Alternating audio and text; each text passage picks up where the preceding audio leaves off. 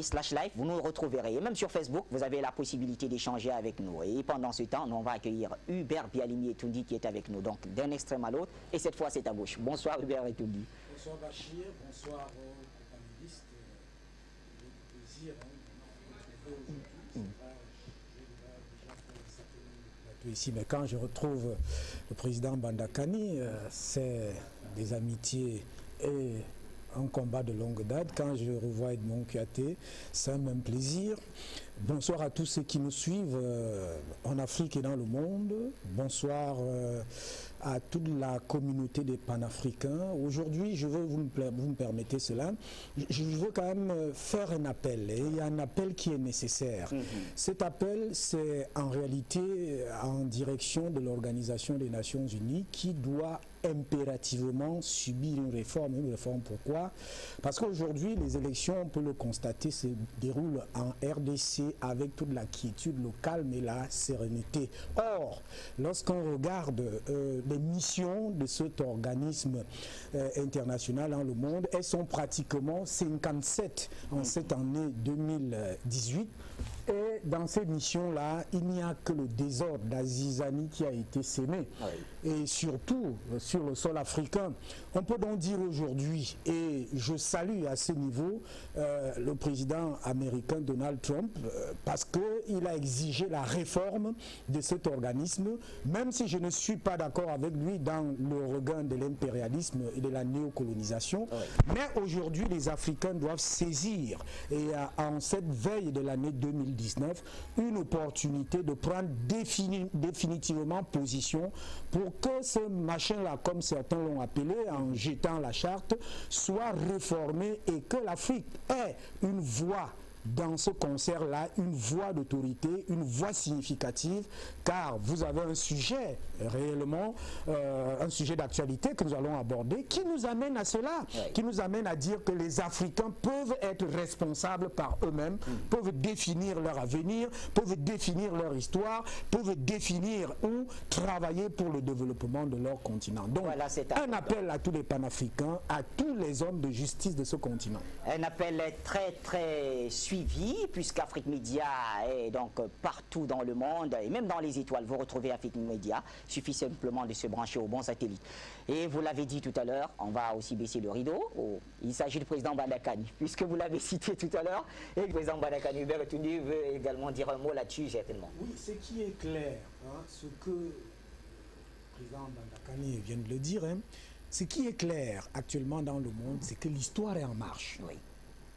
Et vous savez, l'histoire, je prends cette image, l'histoire c'est un peu comme la mer. L'histoire la vraie. Ah d'accord. Parce que l'histoire des vainqueurs, on sait ce que ça nous a servi. D'ailleurs, c'est cette histoire des vainqueurs qui a toujours marginalisé la Russie dans ce bloc de l'OTAN, avec ses accords de Yalta au lendemain de la Seconde Guerre mondiale. Et la Russie, l'ancienne URSS voulant revenir, c'était la guerre froide qui avait débuté. Donc aujourd'hui, l'histoire se reconstruit de manière vraie. Et cette vérité de l'histoire doit apparaître au regard de la géostratégie qui se dessine. Et il y a même des actions qui vont être imparables. Par exemple, cette dédollarisation, j'y arrive forcément. Le président Bandakani a dit quelque chose de très important. C'était urgent et impératif pour la Russie. Oui. Parce que vous voyez quand même dans cette affaire de l'Ukraine et de la Crimée, les sanctions que la Russie a reçues. Mais attendez, ça c'est quelqu'un qui vous impose militairement une ligne rouge. C'est économiquement qu'on l'attaque. Donc, dès que la Russie sort de cette emprise monétaire, elle exprime sa souveraineté monétaire. Du coup, la Russie va imposer d'autres choses. Et là, c'est en direction de l'Afrique. Parce que ce qu'on oublie souvent de dire, c'est que l'Afrique est dans cette situation aujourd'hui à cause de la conférence de Berlin, où il y a eu le partage de l'Afrique entre les puissances exclusivement occidentales. Et donc, aujourd'hui, si la Russie entre dans la nouvelle géopolitique mondiale où on brise l'unilatéralisme qui est du bloc de l'OTAN et de l'Occident, Du coup, il va falloir des forces nouvelles émergent. Et l'Afrique a son rôle à jouer. Et définitivement son mot à dire. C'est un grand enjeu qui se dessine là. Merci Hubert Etundi. Alors, Edmond Kouyaté, on a écouté dans les propos de Fabrice Beyor, il disait l'Attique du Congo, les élections générales. Hubert Etundi, beaucoup de choses ont été dites.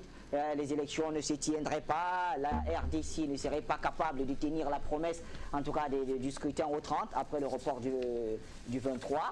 Finalement, les Congolais sont aux urnes. Je l'ai dit ici à une émission que ce qui se passe en RDC, c'est une question de justice universelle. Justice universelle. Et c'est une question de réaffirmation ou de positionnement définitif de l'Afrique sur l'échiquier mondial. La RDC, c'est quand même le centre de l'Afrique.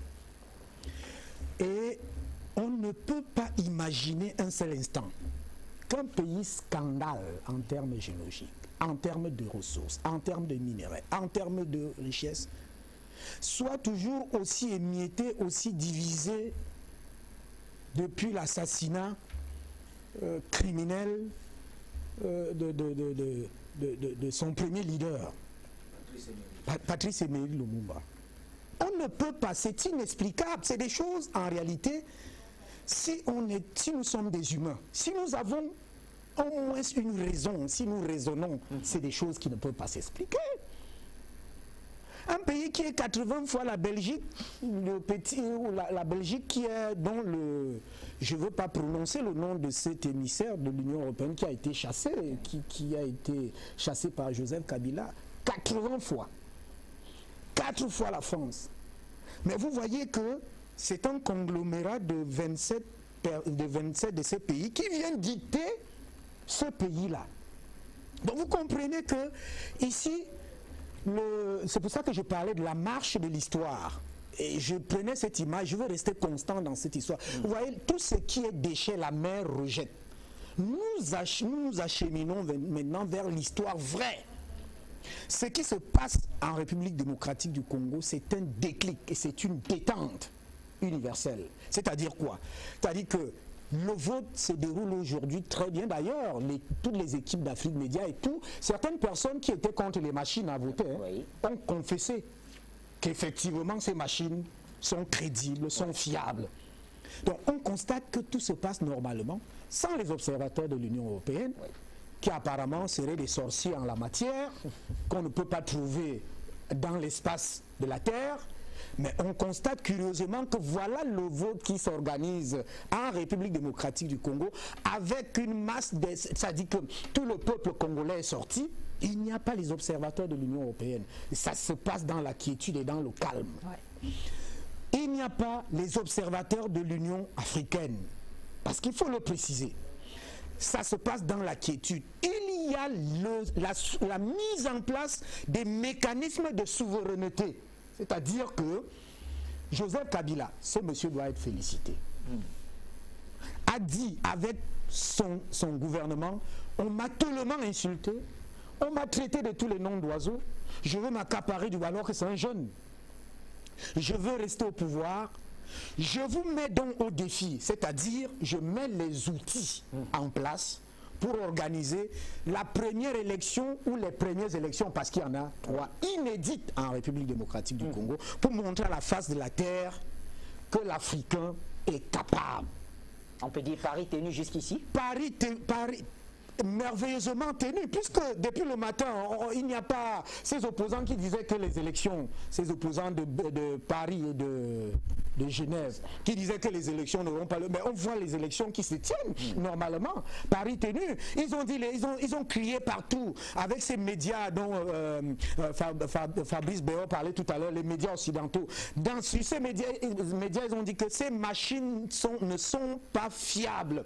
Et donc ils ont même dit sur ces médias qui ne vont pas accepter les élections issues, les résultats issus de ces machines. Ben, vous voyez que j'ai vu une personne là qui rimait dans ce courant-là dire qu'effectivement, moi j'ai constaté, j'ai vu les machines sont fiables. L'autre volet, peut-être je vais achever par là, pour démontrer que il faut que les Africains nous quittions cette poltronnerie, cette lâcheté, cet esprit de non-engagement, de non-créativité. Les machines n'ont pas été commandées dans l'espace de l'Union européenne. Ça choque encore. C'est d'ailleurs ça qui a choqué, qui a mis les manœuvrés de l'Union européenne dans toutes les situations. C'est-à-dire que le pouvoir de Kinshasa, le pouvoir de Joseph Kabila et son système ont dit, bon, nous affrontons les défis. Et nous n'affrontons pas ces défis avec vous, puisque vous vous dites les maîtres. Or, vous êtes des maîtres pyromanes. Parce qu'en réalité, si ces élections ne s'organisaient pas, heureusement, elles sont en train de s'organiser avec les outils mis en place par le gouvernement, le pouvoir à Kinshasa. Si elles ne s'organisaient pas, elles n'allaient tout simplement pas s'organiser à cause des manipulations et de l'instrumentalisation de l'Union européenne. Et aujourd'hui, le défi et le pari est tenu. On peut donc dire que désormais, c'est un cas école. Nous avons suivi le président de la commission électorale. Corneille Nangaa. Il a démontré de manière scientifique, de manière méthodique, comment le système électoral actuel est une innovation par rapport à l'ancien système. Vous voyez une élection qui se passe sur un simple petit feuillet, alors que ça se passait sur des journaux entiers. Et les gens prenaient tout le temps possible. Vous voyez 40 000 électeurs qui vont aux urnes, peut-être 40 millions autant pour moi, merci Edmond. Vous voyez 40 millions de personnes qui vont aux urnes, exclus les 3 régions où l'élection a été reportée. C'est donc un défi, un pari tenu. Il faut qu'aujourd'hui, tous les leaders africains, tous les Africains pointent leurs yeux, leur regard, leur esprit, leur intelligence, leur raison en direction de la RDC pour dire que l'Afrique peut relever ce type de défis qui ont toujours, et j'achève définitivement par là, vous savez que toutes les guerres en Afrique, c'est toujours des conflits électoraux, à n'en pas finir. Je ne peux pas citer la plupart des guerres, c'est parce que le cas le plus patent étant celui de la Côte d'Ivoire, où un président a été déporté d'un État souverain pour être pas seulement un président, un ministre. Voilà. Donc, c'est tout dire que cette élection est un signe fort que l'Afrique tout entière doit féliciter et apprécier. Merci Hubert Etundi. Alors, juste, votre analyse nous suscite quand même une question sur qui ne veut ou qui ne voulait pas. Le Lubumbashi, Hubert Etundi, a un témoignage d'un observateur. Vous voyez, Bachir, il confie avec Jean de Dieu, avec beaucoup d'émotion. Que ça, c'est une leçon de démocratie. En fait, ça, c'est une leçon des Africains venant de la RDC, de nos mondes. Parce que, comme le président Bandakani le dit, la leçon d'un type de démocratie ou d'une démocratie standard ne devrait pas venir de l'étranger pour s'appliquer à notre continent. Voilà le type de démocratie. Et Maître Jean de Dieu Momo fait bien de revenir sur cette question de la machine. La machine à voter. D'ailleurs, il a dit c'est une imprimante. En tout cas, il a dit au départ, lui-même, il avait des appréhensions. Des appréhensions. Il n'est pas le seul, puisque beaucoup sont allés dans ce travers-là. Ce travers-là, le ramadan de, comme disait Luc Michel, de la presse, toute la presse occidentale a disqualifié les machines.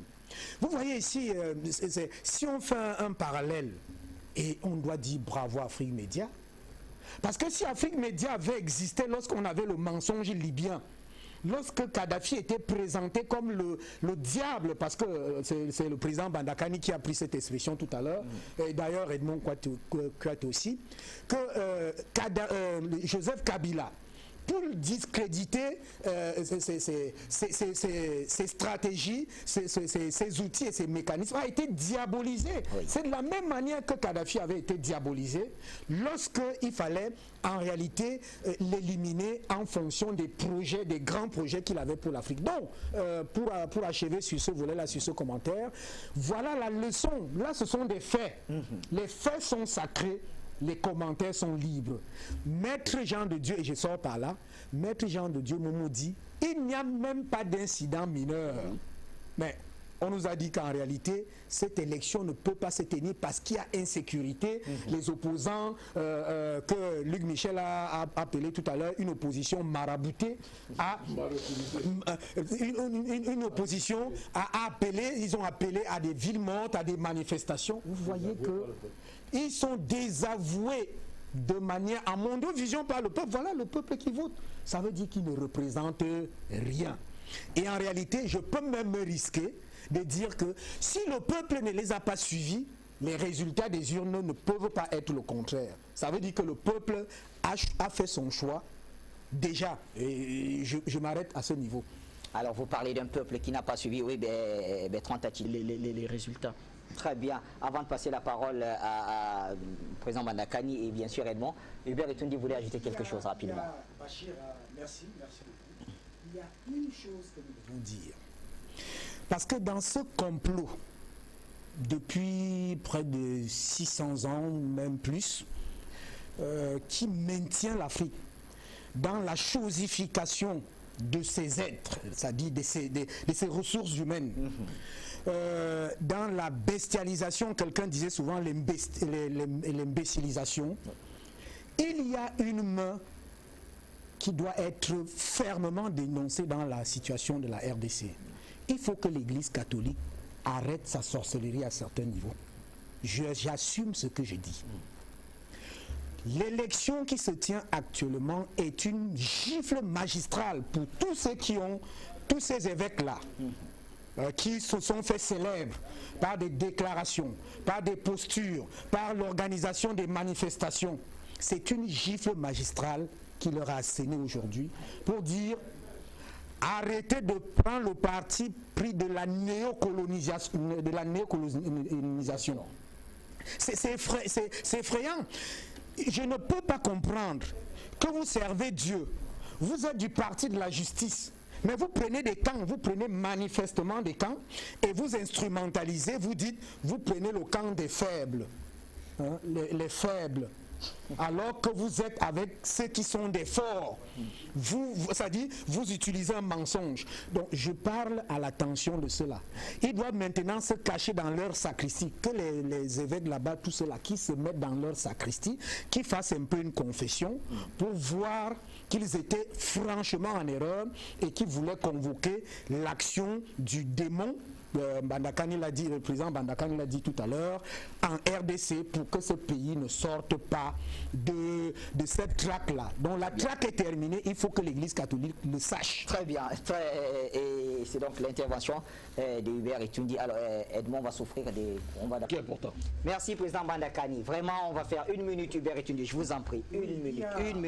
Les deux, je crois hier du Gabon. Oui. Celui qui a appelé au Canada là. Oui.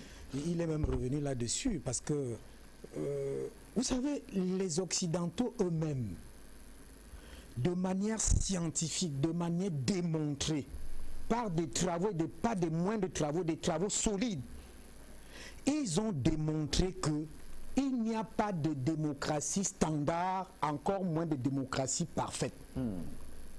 Il y a celui qui a parlé de Jean-Jacques Rousseau. Il paraphrase, en fait il prend une phrase du contrat social. Oui. Je reviens à ce que le président Bandakani, si on doit parler de ces choses-là, on va faire des heures et des heures. Peut-être que le PDG d'Afrique Média va nous le permettre. Hein, parce qu'il faut que les gens soient informés, ou qu'ils soient cultivés, ou qu'ils sachent. Jean-Jacques Rousseau est clair. S'il y avait un gouvernement d'ange sur terre, il serait démocrate. Et comme il n'y en a pas, il n'y a pas de démocratie. C'est Jean-Jacques Rousseau. Il est français. Ce n'est pas un Africain. Il est français. Il a fait le constat dans le contrat social. Et quand on parle du contrat social, il faut comprendre qu'on parle de l'état de la jungle. Les gens qui suivent, ils ne savent pas que les Occidentaux eux-mêmes, ceux qui ont recherché de manière scientifique, de manière épistémologique, on fait la démonstration que même l'occidental est un animal. C'est-à-dire que le monde est parti d'un état de jungle, donc d'un état d'animal, pour état de nature, pour arriver à un état dit civilisé. Oh, je fais même une très rapide remarque. C'est des choses profondes que nous disons. Cet état civilisé est donc pris en otage par les barbares. parce que l'occidental ne s'est jamais civilisé. C'est ça le vrai problème. L'occidental ne s'est jamais civilisé parce que si l'occidental s'était civilisé, on n'arriverait pas à des situations mondiales qui sont des situations d'animalité, de bestialité. Hein? C'est ça dont il est question. Donc nous ne parlons pas de Joseph Kabila qui serait un ange, pas du tout. Mais nous parlons des principes et des canons qui doivent régir l'ordre universel dans un système véritablement de justice. Voilà qui est dit. Merci Hubert Etoundi. Autre Etoundi, il reste campé et pour lui, il pense tout simplement qu'il s'agira tout simplement d'un changement de nom, mais le mécanisme resterait le même. Je crois que nous voulons et nous devons être cohérents par rapport à notre position, à nos principes, à notre projection ou à nos perspectives, ou tout au moins à notre pensée d'une nouvelle Afrique. Une nouvelle Afrique où cette dynamique qui est en mouvement ne va pas s'inscrire comme ça. Elle ne va pas s'inscrire avec M. Ouattara qui a dit que le franc CFA, la chose qui soit arrivée à l'Afrique, la meilleure chose, et qui subitement se convertit pour une monnaie unique de la CEDEAO. Mais pourquoi on n'avait pas laissé Laurent Gbagbo créer la monnaie?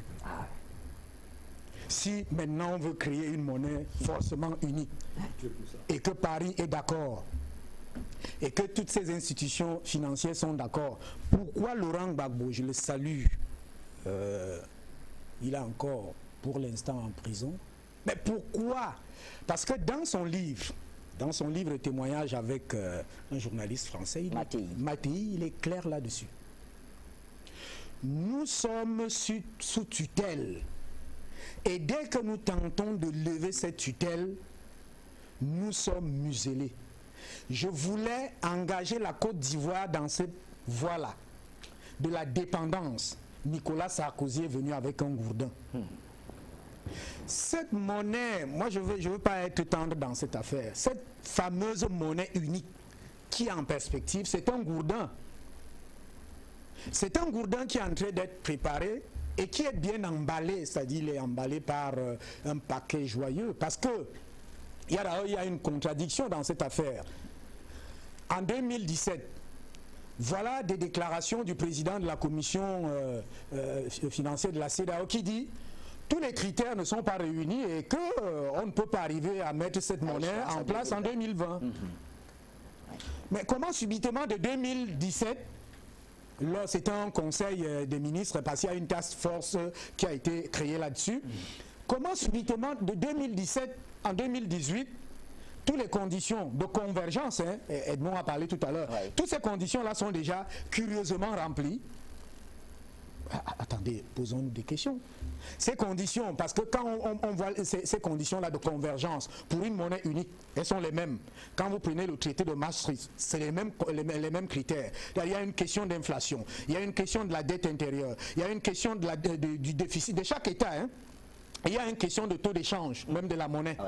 Mais est-ce que toutes ces conditions-là sont déjà... Je ne suis pas très économiste, mais je regarde cela en panafricanisme profond parce que je questionne la souveraineté de cette monnaie. Parce que la monnaie est un instrument de souveraineté. Si dans les conditions de convergence ne sont pas réunis, ils n'étaient pas réunis lors de ce conseil des ministres, hein, des gouverneurs et des ministres de ces pays-là en début 2017. Comment curieusement, en 2018, ils sont déjà réunis? Ce n'est pas évident. Il y a un mensonge qui est caché là. En plus, peut-être Edmond ne l'a pas dit, il est très aguerri en économie, je le sais, mais il y a déjà des pays qui ont leur monnaie dans cette affaire. Voilà, le Nigeria. Il y a des pays qui ont leur monnaie dans cette affaire et leur monnaie fonctionne normalement. Le Nigeria, malgré tout ce qui a été fabriqué, a géré son inflation lors des derniers cours mondiaux. Hein? Même le Ghana. Et c'est pour ça d'ailleurs, je prends cette... il faut aller un peu plus loin dans cette affaire. La réticence, par exemple, du Nigeria, du président Buhari, tient lieu de ça. Mais attendez, même la réticence du président ghanéen tient lieu de ça. Vous ne pouvez pas nous fabriquer en un an 1 an et demi une monnaie, alors que nous autres, nous avons déjà maîtrisé la gestion de notre monnaie. Ah ouais. C'est-à-dire tous les critères que j'ai énoncés là. Hein? Bon, on invente directement une supercherie, c'est fabriqué par Paris. En fait, on rit un peu parce que c'est à la limite, c'est un peu honteux. Comment vous expliquez l'implication? Non, c'est ça que je suis, c'est ça que je veux. D'accord, je voudrais bien comprendre l'implication du Maroc dans tout ça, parce que le Maroc, c'est un cheval de Troie pour Paris, pour la France, dans le tissu économique. Faites un parallèle avec le Cameroun. Il y a une entreprise que le président Paul Biya a pris le courage de mettre dans les valises là-bas pour envoyer au Maroc. C'est encore quoi? Une entreprise qui vendait l'eau sale au Cameroun. C'était quoi? C'était une entreprise marocaine. C'est le même commerce qu'ils font. C'est-à-dire qu'ils sont des affidés des multinationales. Et quand ces multinationales s'engagent dans une opération financière comme cela, parce que c'est une opération financière, ce n'est pas une opération d'acquisition de la souveraineté des pays, de la souveraineté de la monnaie en tant qu'élément de souveraineté économique, si je dois me répéter pour ces pays. C'est pour cela que j'allais dans la réticence des deux pionniers même. C'est vrai la Côte d'Ivoire là, mais des deux pionniers de cette sous-région. C'est ce qui exprime la réticence du Nigeria. C'est que le Nigeria voit ici qu'on est en train de vouloir soustraire sa souveraineté. On va faire un très rapide parallèle. Londres est sorti, en fait la Grande-Bretagne est sortie de la zone euro. Pourquoi? Parce qu'en réalité, elle ne pouvait plus supporter ce diktat alors que sa monnaie, au départ, était une monnaie plus valorisée. Vous comprenez donc ici... Elle ne l'a jamais accepté. Elle ne l'a jamais accepté. Vous comprenez donc ici qu'on nous fabrique un mensonge de toutes pièces. Une affabulation. Je suis désolé, je ne veux pas avoir les termes galants dans cette affaire. Si on allait vers cette monnaie unique, avec des critères bien remplis, c'est-à-dire on prend 2, 3, 4 années, on demande à chaque pays de se mettre à niveau sur les critères de convergence déjà, encore que ce n'est pas seulement les critères de convergence. C'est la structuration des économies qui n'ont pas, Edmond l'a dit, c'est la structuration des économies en rapport avec leur fonctionnalité. C'est-à-dire ici, qu'est-ce que ça veut dire? Vous balancez l'économie d'un pays dans une zone. Je prends, bon c'est vrai le Sénégal, que les Sénégalais m'excusent, hein, c'est comme le Sénégal est acquis par son président à cette cause-là. Je prends par exemple le Libéria. Hein? Vous croyez que la structure économique du Libéria va aller là et va supporter en termes de production, parce que l'économie en réalité, ou la monnaie ce n'est pas seulement la gestion de la monnaie, c'est la capacité de la production, c'est-à-dire la production industrielle. Si vous n'avez donc pas cette capacité de la production industrielle à l'interne, vous allez affronter une monnaie unique. Edmond, je crois que c'est Edmond qui l'a dit, que vous vendez telle chose à tel prix, tel vend à tel prix, ça n'a plus de même valeur. Il y a une disproportionnalité qui saute à l'œil de toute personne qui peut voir et qui peut clairement voir. Donc du coup, ça c'est un autre projet néocolonial qui est mis en place et adoubé par M. Alassane Dramane Ouattara, parce qu'il convoite l'élection présidentielle prochaine, où en principe le pays est en train d'aller dans une réconciliation, et dans un pays et dans une sous-région où on craint que Laurent Gbagbo soit libéré dans un procès qui est vide, où il n'est pas coupable avec le ministre Blé-Goudé, et que cette sous-région prenne de l'ampleur véritable, pas avec une monnaie de pacotille, c'est-à-dire une monnaie qui s'appuie à une monnaie nazie, parce que le franc CFA c'est une monnaie nazie, hein? Donc une monnaie qui va s'appuyer à une autre monnaie nazie, à une autre monnaie esclavagiste pour continuer à tenir. Non, ce n'est pas, on va me parler d'un marché de 190 millions de personnes. Non, ce n'est pas le marché qui intéresse. Ce qui intéresse ici, c'est les bases de l'économie, la structuration locale. C'est-à-dire, chaque pays doit arriver à la capacité de production nécessaire qui atteste que à ce moment, on peut aller vers une monnaie. Ça peut se passer par l'acceptation de ces pays, mais c'est une chose qui doit être bien étudiée. On ne voudrait pas, moi je ne souhaite pas que le franc CFA soit remplacé par une monnaie. Et d'ailleurs, j'achète par là. Bon, s'il y a une monnaie unique dans la sous-région la CEDEAO, la CEMAC aura quoi? Une autre monnaie unique. Ça va faire deux monnaies uniques dans un précaré français. On verra bien. Bertrand Tachida. Disons que... Père Etundi, en une minute, je vous en prie. Le temps est donné pour moi de pouvoir revenir sur ce qu'un téléspectateur a dit tout à l'heure et sur son questionnement, sur son constat de ce que les populations africaines sont déjà éveillées. Non. Nous lui avons répondu, la réalité chimérique de cette monnaie tentative d'enfumage, comme le disent comme l'ont dit d'autres, démontre à souhait qu'il n'y a pas une véritable... On n'a pas encore atteint nos objectifs, on doit continuer. Parce que les peuples africains de ces régions-là, heureusement Edmond vient de dire quelque chose, c'est que ça ne peut pas passer au Nigeria. Ça ne peut jamais passer au Nigeria. Avec le Nigeria, ça ne passera jamais. Je fais juste, vous connaissez nos débuts ici sur Afrique Média, vous connaissez toute la réalité de Goodluck Jonathan avec la fabrication, les manipulations avec la CIA pour faire la partition du Nigeria. Nous l'avons dit ici que ça ne marchera pas. Et Buhari est venu mettre un frein à cela et mettre fin à tout cela. Et ce n'est pas ce Buhari qui va accepter que le Nigeria se dilue dans une histoire chimérique qui n'a pas de sens. Ce n'est pas possible. C'est pour ça que nous disons, ici, nous sommes comme des éveilleurs de conscience. Nous sommes comme des alerteurs. On alerte pour que vous sachiez que voilà le danger. Cette monnaie est un enfant, ça ne peut pas marcher. Mon ami Bandakana a posé une question. Quelle sera la valeur internationale? La monnaie là va s'internationaliser comment? Bon, posons la question. Donc, en réalité, c'est pour dire, on achève par là, que nous avons encore un long chemin, que les populations africaines doivent prendre fait et cause de construire, de casser le logiciel, ce logiciel qui est là. Il faut briser ce logiciel de la servitude, ce logiciel de l'esclavagisme et de l'esclavage, ce logiciel de la moutonnerie.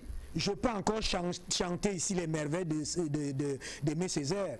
Va-t'en gueule de flic, va-t'en gueule de vache, il faut le redire.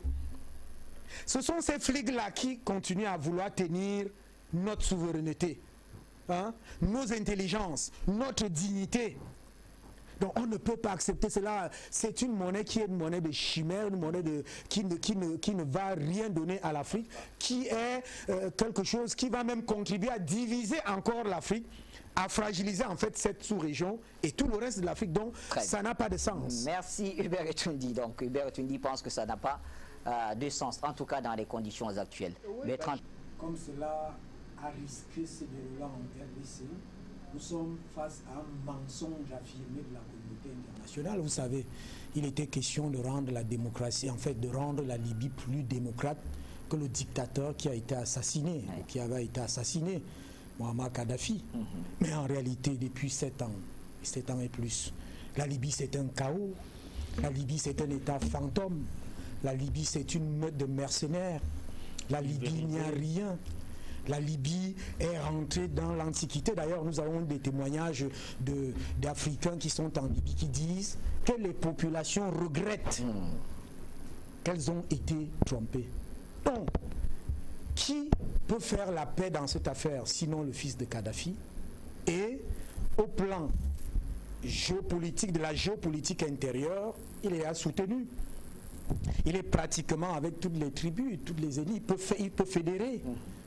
Au plan de la géopolitique, de la géostratégie mondiale, Poutine a pris fait et cause. Parce que Edmond a fait cette démonstration à l'entame de l'émission. En réalité, la Russie s'est repentie, la Russie a regretté la situation libyenne. Parce que c'est bien après que la Russie comprend que ça, voici cette affaire qui part du printemps arabe, qui va prendre l'Asie et qui va arriver à mon niveau. Donc la Russie a regretté. Et si la Russie revient aujourd'hui avec, qu'il a signalé, c'était une très bonne analyse au début, avec le hub qu'il a fait au niveau de la Centrafrique, c'est pour étendre. C'est pour que cette affaire de l'unilatéralisme, c'est pour que cette affaire des petites personnes, des petites gens qui ne vivent qu'avec les privilèges, les avantages sur des nations africaines cesse. La Libye se reconstruit pour que, comment il s'appelle, Sarkozy, Nicolas Sarkozy de Boxa ferme définitivement la bouche, parce que c'est lui qui voulait créer la grande Méditerranée dans son agitation inexplicable. Donc, aujourd'hui, il est clair que la Russie a pris fait et cause. Et nous invitons, donc moi je vais toujours rentrer là, même si on me dit que les Africains sont éveillés.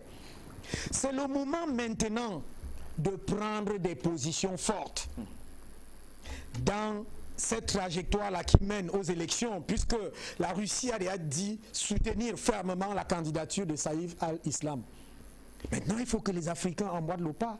Ceux qui veulent la paix, surtout que les Libyens même à l'intérieur savent qu'ils ont été trompés. Donc, qu'il y ait l'éveil de conscience africaine pour soutenir cette candidature et pour repacifier la Libye, pour qu'elle rentre à son stade d'avant. Merci Hubert Etoundi, président.